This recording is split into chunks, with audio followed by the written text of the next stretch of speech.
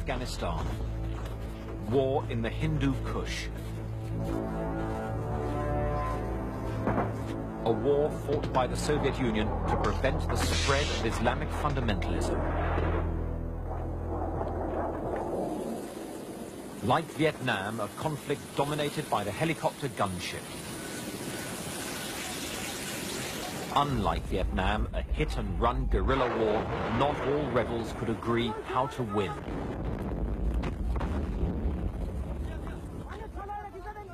And one fought in often atrocious conditions for which the Soviets were untrained and unprepared. Afghanistan is a remote, landlocked country whose closeness to Iran's Islamic Revolution scared the Kremlin. It's also a wild, mountainous country with few metal roads. This lack of easy communications dictated a two-pronged invasion to secure the capital, Kabul, and the towns along the road system.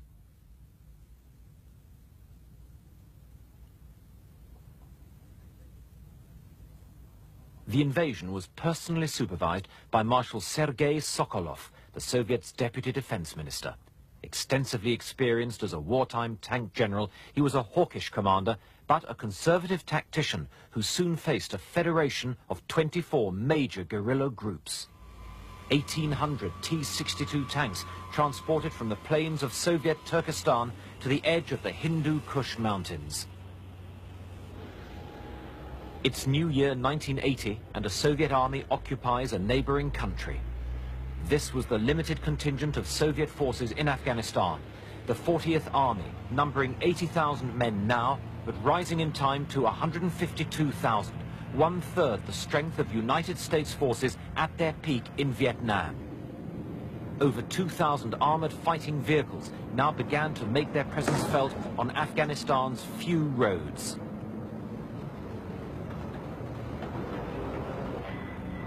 More effective were the Mi-8 helicopter gunships, which would soon become symbolic of this war. On land, though, the Soviets entered Afghanistan completely unprepared for the conflict that developed, with the wrong organization and unsuitably heavy weapons. They said they'd been invited in to repel foreign intervention after a coup.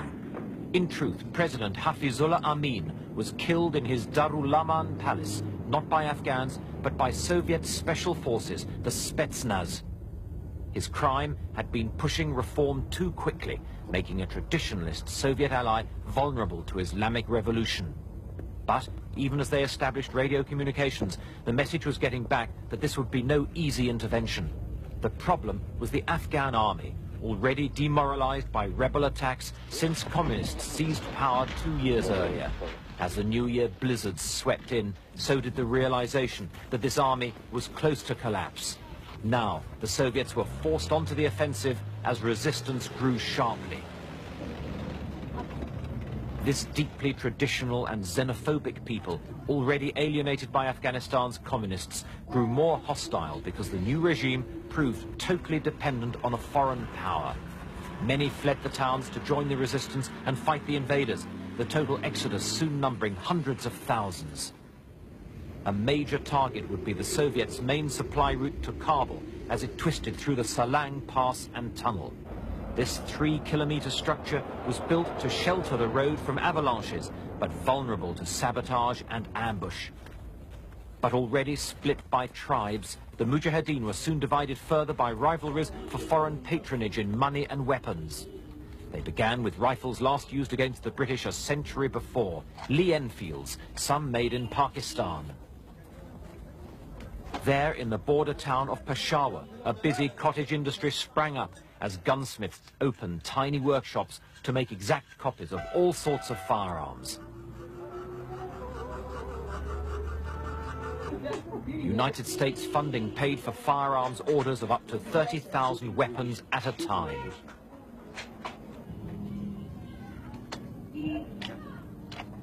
Salesmen eagerly demonstrated their copies of the British Sten gun, stored over racks of reproduction Lee Enfield rifles. Some weapons were more ingenious, like this firearm disguised as a walking stick. Several government officials would be assassinated in Afghanistan's capital. They also displayed captured Soviet weapons, especially the heavy machine guns, central to many a Mujahideen attack. But most popular of all were the Kalashnikovs, known as Kalikovs by the rebels, who swore to fight or die. We want to fulfill our duties, and if we are killed, we are killed in the way of God Almighty. So we haven't lost anything. It's a victory by itself. So we are determined to fight to the last. The resistance concentrated much of its efforts close to the border with Pakistan, where Peshawar offered sanctuary and supplies. The Salang Pass and the Panjshir Valley saw concentrated action by Mujahideen groups reinforced along several key border routes. In early 1980, the Mujahideen resistance controlled 90% of the countryside, though popular outrage at the invasion provided more volunteers than they could arm.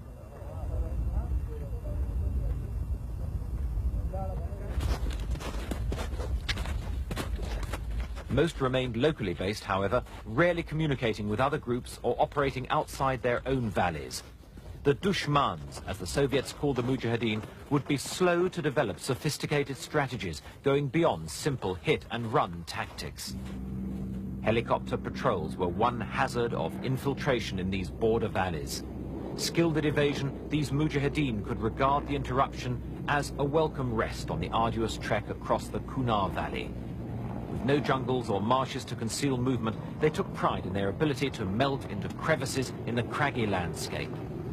This simple craft gave them domination of the area. A Soviet armored patrol negotiates the rough valley road.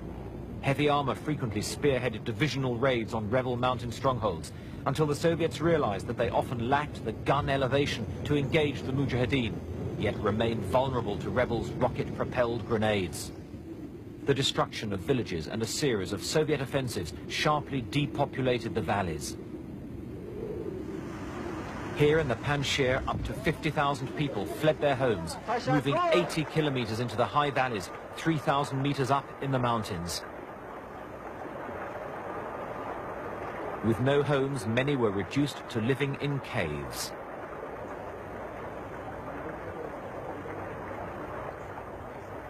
Mujahideen infiltrating along the river found that, with work stopped on the land, food supplies were badly disrupted. And they already faced natural hazards that divided Mujahideen groups one from another. The logistics of moving men and munitions under these conditions severely handicapped the ability of many rebel groups to stage sustained operations.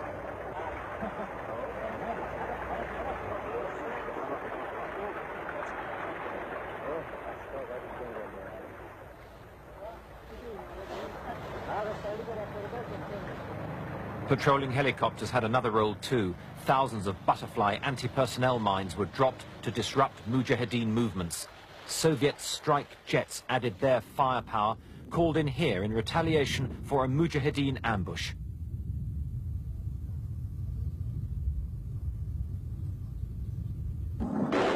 But it was usually the villagers that suffered, not the rebels.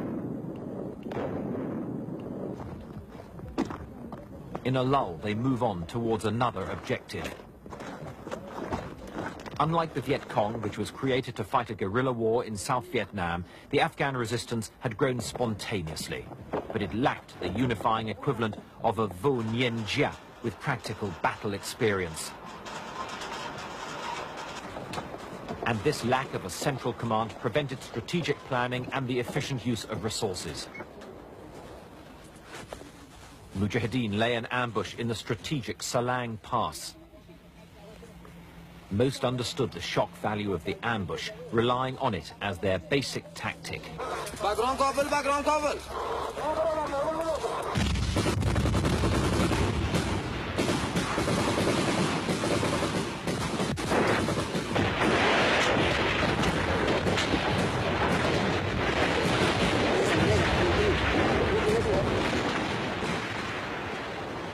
They were reasonably good at this form of action, usually targeting oil convoys as they hurried south to Kabul.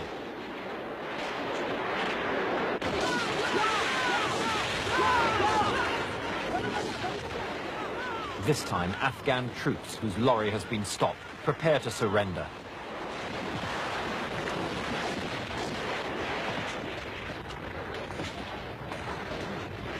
The Mujahideen order them to throw down their weapons. A shaven head indicates a young conscript. If he doesn't join the rebels, he'll be escorted to a Pakistani refugee camp. In their war of the roads, the Mujahideen destroyed thousands of trucks along this vital supply route, causing severe fuel shortages in the capital.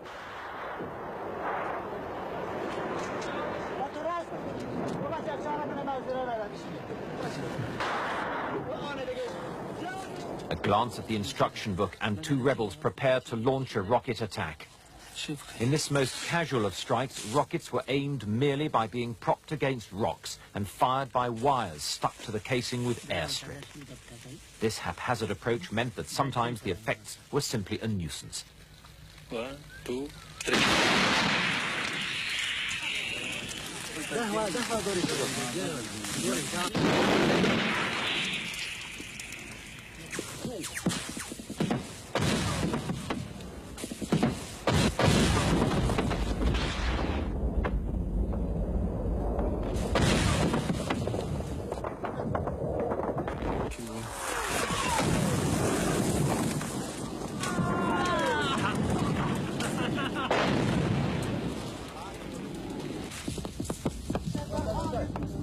Sometimes they hit civilian areas.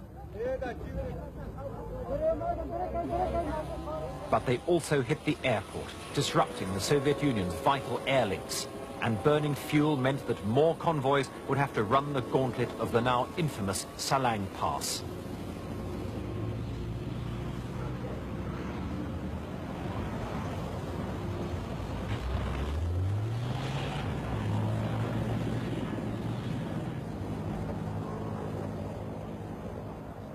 But the most spectacular result of one of these hit-and-run raids was the strike on a SAM missile dump at Karga, just outside Kabul. 40 people were killed as the long crescendo of explosions devastated the site. The Soviets denied it was the result of a rebel attack, but later took steps to improve security. After 20 minutes, the massive series of explosions grew to a climax. The approaches to Anava, an important Soviet-Afghan base in the Panjshir Valley. It was from here that counterinsurgency measures were planned and carried out. Heavily bunkered, their defensive attitude soon became regarded as a drain on manpower, so Afghan troops were given a greater part as Soviet thoughts turned gradually to withdrawal. And Afghanistan's often miserable weather sapped the morale of the troops charged with mounting those sweeps.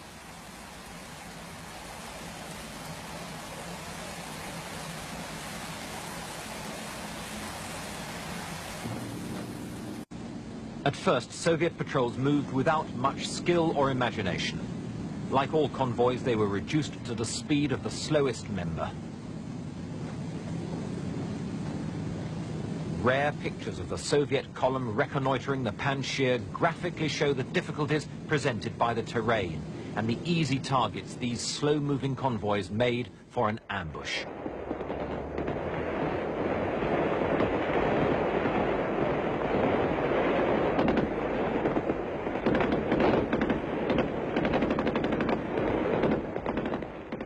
In time, Soviet infantry firepower was sharply increased by the introduction of the AGS-17 automatic grenade launcher.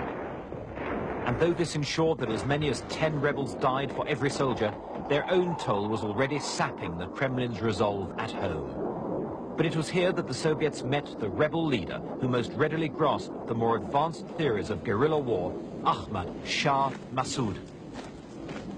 Moving quickly from simple hit-and-run tactics, he organized mobile forces to counterattack Soviet assault forces and draw units into side valleys, diluting their effort. He observed their advance from high ground, ambushing them at bottlenecks that slowed the advancing columns, creating stationary targets.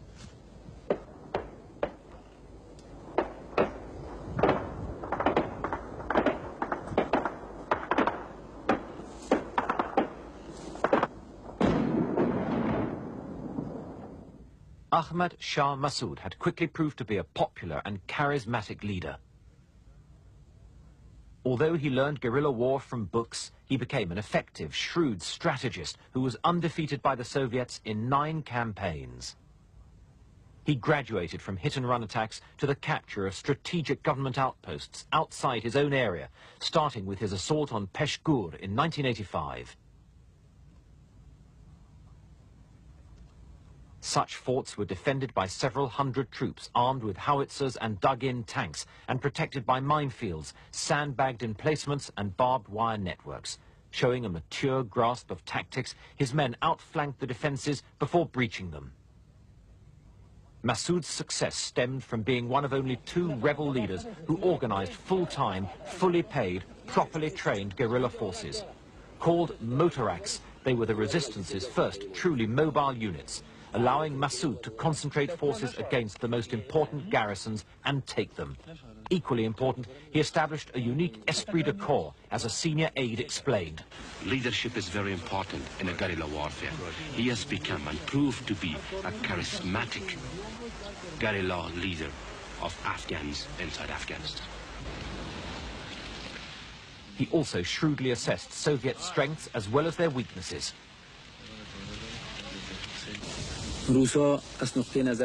When they invaded Afghanistan, they came with very heavy weapons, which were wrong for this mountainous terrain. But later, they began using helicopters and very light weapons. In my opinion, Russian tactics have improved each year.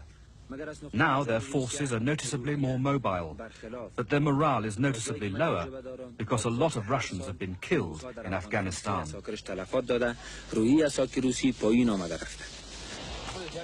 The attack on Peshgur in his native Panjshir Valley established Massoud's new ability to take strongly held, fortified positions. Held by 500 men, it was thought proof against guerrilla attack, but Massoud had other ideas.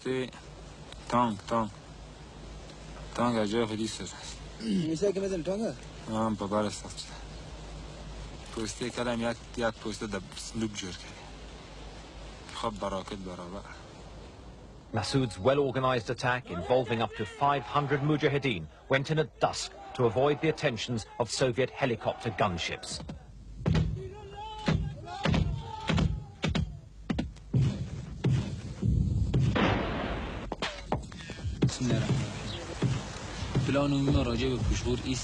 Our main plan for Peshgur is firstly to cut off the aerial and ground supply routes and then capture the 10 outposts surrounding the main base. Finally, we will pour heavy weapons fire onto the main base until it's been captured or destroyed.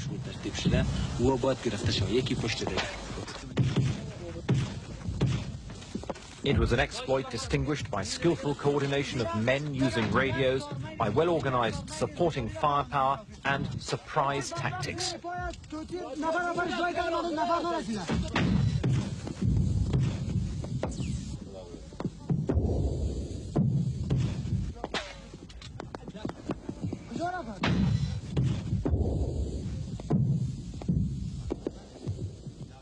Despite careful planning, fighting went on into the night before the fort and all its outposts fell to the Mujahideen.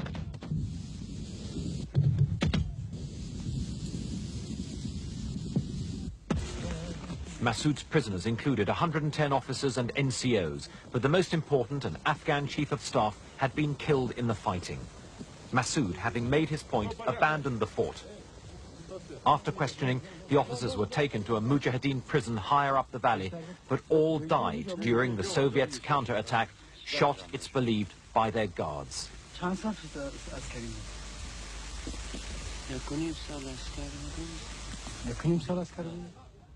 The American Stinger anti-aircraft missile, the weapon most credited with giving the Mujahideen an edge in the war.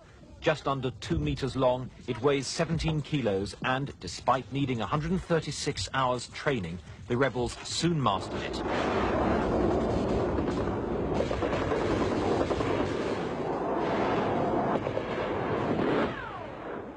Its highly explosive warhead travels at twice the speed of sound and uses an infrared seeker to intercept its target at a maximum range of 6 kilometers. This one blew up without finding its target, and although the CIA who supplied it said it achieved a 70% kill rate, some, including Massoud, felt its impact exaggerated. But Soviet jets did have to fly higher and faster, making their bombing less effective, except when rebels assembled for rare mass attacks.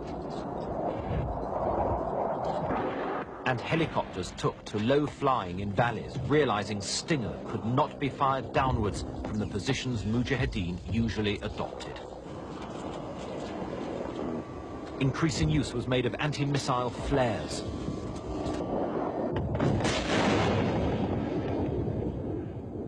It meant that the Soviet and Afghan forces lost their ability to control the air, giving the Mujahideen far greater freedom of action. Increasing convoys of helicopters and aircraft that had been shot down bore witness to some Mujahideen successes. But it remains a fact that the Soviets lost their frontline strike aircraft at a lower rate than the Germans were doing in training. South of Kabul, Soviet and Afghan forces mounted one of their biggest operations to break a guerrilla siege of Khost in Paktia province and smash their mountain strongholds at Zawar and elsewhere. 2,000 Soviet troops backed a 10,000-man Afghan army task force commanded by the Afghan General Staff. Having failed in a previous attempt to break resistance in that area, the government had decided to leave nothing to chance.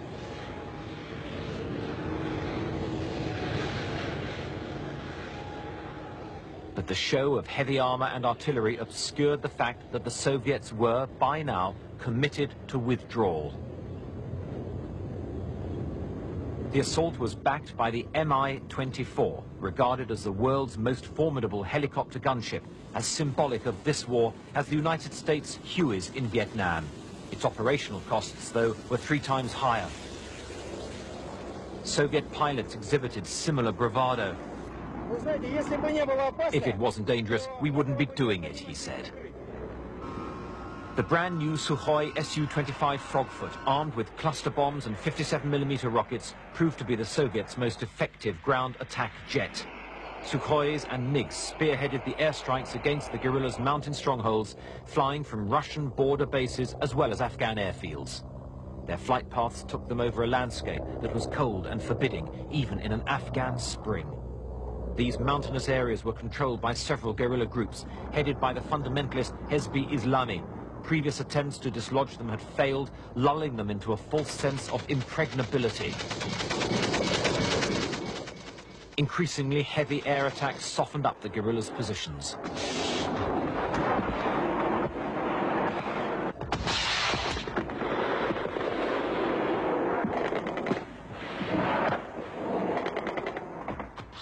The rocket-propelled grenade was an optimistic anti-aircraft weapon. Flak narrowly misses a swooping Su-25.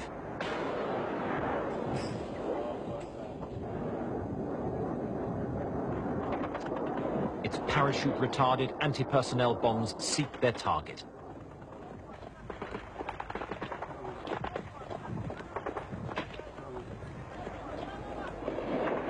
Flares were released to deflect the British blowpipe missiles that were in use.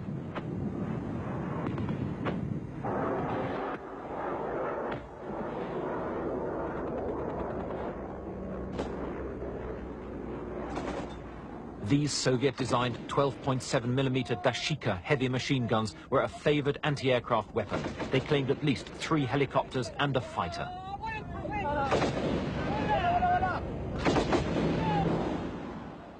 But Soviet helicopters had now acquired armor-plated protection, limiting the effectiveness of these weapons.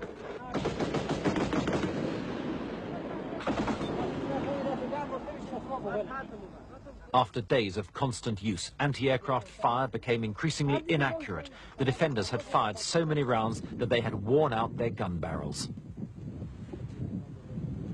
The Soviets said they destroyed over 250 Mujahideen fortifications in 3 weeks of bitter fighting. Fuel-air incendiaries were particularly effective. But Mujahideen supplies continued to reach hidden positions as the rebels regrouped. Some even received pre-prepared airline meals flown in from Saudi Arabia. The Mujahideen dug fresh networks of trenches and dugouts as others laid minefields out of sight of the new strongholds. The war's one set-piece battle had proved that they could be defeated, but their ability, like the Viet Cong, to regroup beyond national borders meant the Soviet and Afghan forces could not win an outright victory. By the winter of 1987, the Soviets were forced to move as Khost came under renewed siege. 40,000 people and an 8,000-strong garrison quickly ran short of food.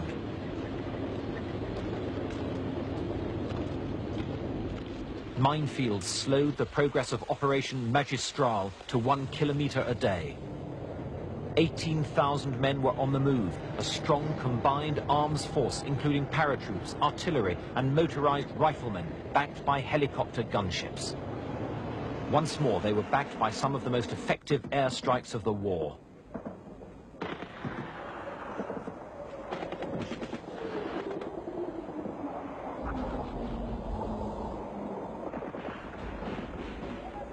The sequence of bombs, then anti-missile flares, was by now routine.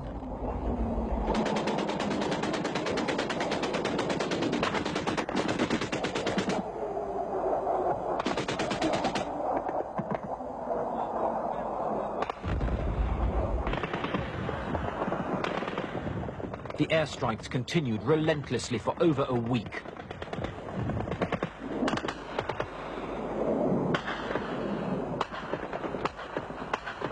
Some parachute-retarded cluster bombs mixed chemical and anti-personnel explosives.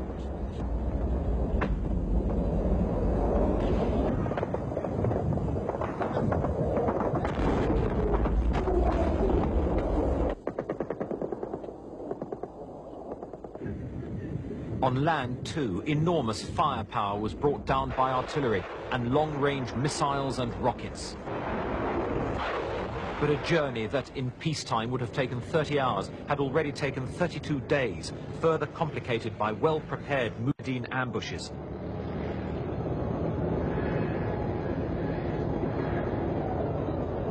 Scouts observe the slowly advancing convoys as a Mujahideen digs in prior to staging an ambush. The water will prevent rising dust revealing the position of the recoilless rifle crew. Though very efficient at ambush tactics, lack of command coordination meant that too many of these attacks were less effective than they might have been.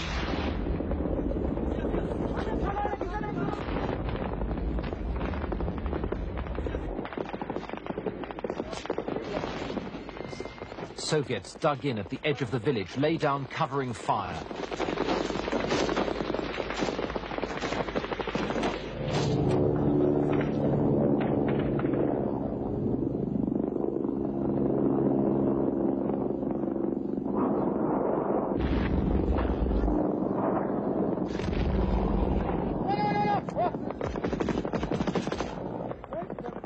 Finally, the Mi-24 gunships come in to suppress the guerrillas.